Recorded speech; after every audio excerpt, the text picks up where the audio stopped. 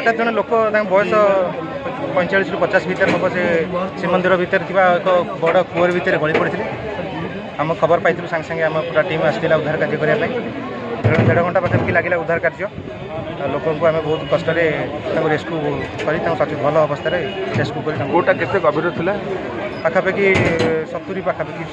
70-80 पाखापाखि केमती आप गले भर लोकटा केमती परिस्थिति लोकटी बड़ा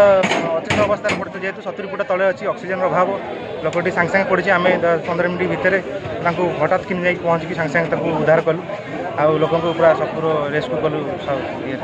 लोक केमती लोक थे आम हार्नेस बांधि ऑक्सीजन सहायता नहीं आम निजे गलु ऑक्सीजन माध्यम उठे कौटा कौन खोला था नहीं कौटा बंद थी कि अल्प मझीरे किसी पानी कढ़ापी किसी स्पेस जगह थी जहाँफल कि केमती गली पड़ी से लोकटा केमती गलिले केमती अंधार भितर लाइट नाला से भितर अंधार था लोक हाथ धोवाई पड़ी जाऊे कि से गली पड़ी लोकटा कि भल अच्छी